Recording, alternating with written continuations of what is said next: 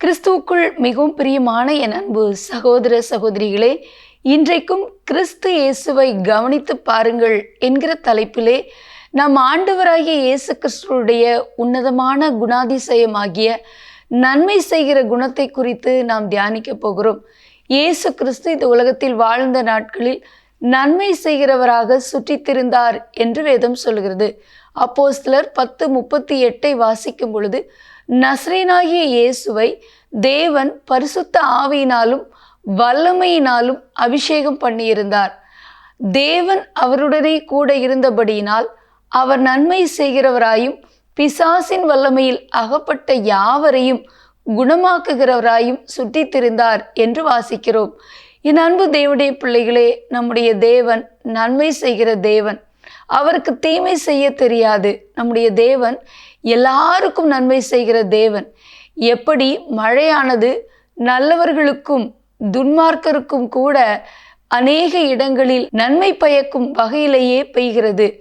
நன்மை செய்கிறவராக சுற்றி திரிந்த ஆண்டவர் இயேசு கிறிஸ்துவும் கூட எல்லாருக்கும் அவர் நன்மையை செய்தார் என்று பார்க்கிறோம். அவரை தேடி வந்த ஒவ்வொருவருக்கும் இயேசு கிறிஸ்து நன்மையை செய்கிறதை பார்க்கிறோம். மட்டுமல்ல, லூக்கா எழுதின சுவிசேஷம் 6ஆம் அதிகாரம் 35ஆம் வசனத்தின் பின்பகுதியிலே நாம் இவ்வாறாக வாசிக்கிறோம்.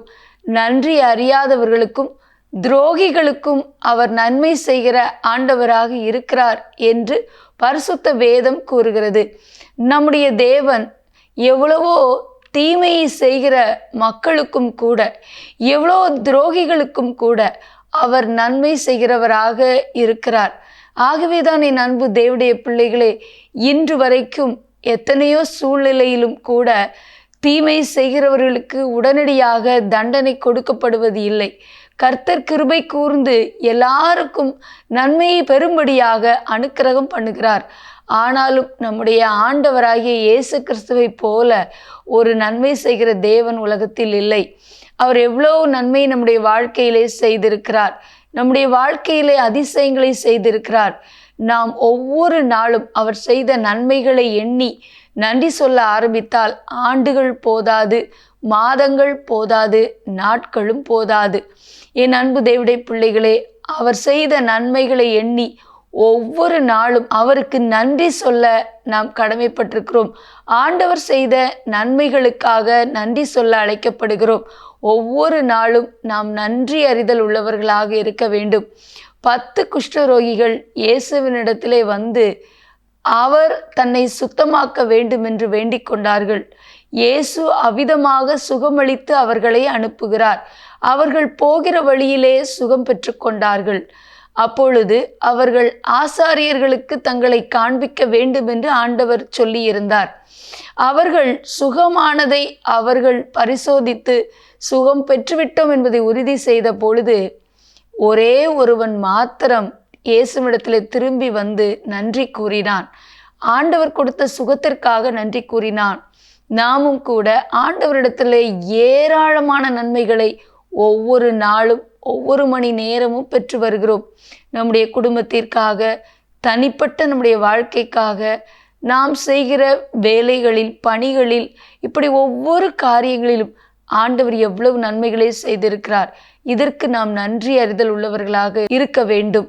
நாம் நன்றி அறிதல் உள்ளவர்களாக இருப்பது மட்டுமல்லாமல் மற்றவர்களுக்கு நன்மை செய்கிறவர்களாக இருக்க வேண்டும்.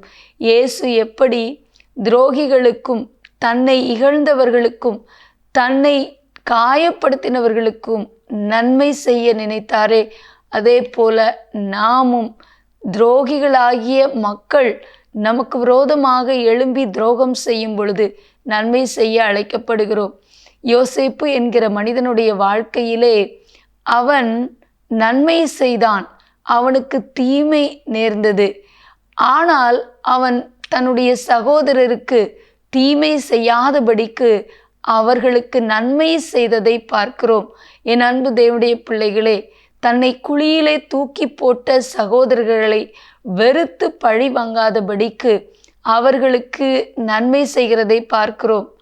யோசேப்பு சொல்லுகிறார், நீங்களோ எனக்கு தீமை செய்ய நினைத்தீர்கள், ஆனால் ஆண்டவரோ இப்பொழுது நடந்து வருகிறபடி எல்லாரையும் வெகு ஜனங்களையும் உயிரோடு காக்கும்படிக்கு எனக்கு அதை நன்மையாக முடிய பண்ணினார் என்று சொல்லுகிறதை பார்க்கிறோம். ஆகவே அன்பு தேவனுடைய பிள்ளைகளே, நாமும் நம்மை விரோதிக்கிறவர்களுக்கு நன்மை செய்யும் பொழுது எல்லா தீமைகளையும் கர்த்தர் நமக்கு நன்மையாக மாற்றி தருவார். ஆகவே இந்த சிந்தையோடு கூட கர்த்தர் இந்த சிந்தையை நமக்குள் கொடுக்கும்படியாக ஆண்டவரை நோக்கி பார்த்து நன்மை செய்கிற இயேசுவை கவனித்து பார்த்து அவரை போல மாற நம்மை அர்ப்பணித்து ஜெபிப்போமா? எங்கள் அன்பின் பரலோக பிதாவே, ஆசீர்வதிக்கப்பட்ட இந்த நாளிலும் தகப்பனே, எல்லா சூழ்நிலையிலும் ஆண்டவரே நன்மை செய்கிறவராக நீர் சுற்றி திரிந்தீர் என்று வேதம் சொல்கிறது. உம்மை விரோதித்தவர்கள், உம்மை வெறுத்தவர்கள், உம்மை காயப்படுத்தினவர்கள், உம்மை துப்பினவர்கள், சிலுவையில் அறைந்தவர்கள் என்று சொல்லி ஒவ்வொருவருக்கும் நன்மை செய்தீரே. அதே போல இந்த உலகத்திலே இருக்கிற துரோகிகளுக்கும் கூட, நன்றி அறியாதவர்களுக்கும் தேவன் நல்லவராக இருக்கிறதற்காக நன்றி செலுத்துகிறோம். அப்படிப்பட்ட குணாதிசயத்தை எங்களுக்கும் தாங்க சுவாமி. நன்மை செய்கிற இருதயத்தை எப்பொழுது எங்களுக்கு கொடுத்து வழி நடத்துங்க.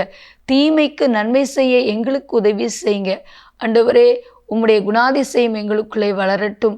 நாங்கள் உமக்காக உம்முடைய நாமத்தை மகிமைப்படுத்த ஒவ்வொரு நாளும் நன்மை செய்ய எங்களை அர்ப்பணித்து ஜெபிக்கிறோம்.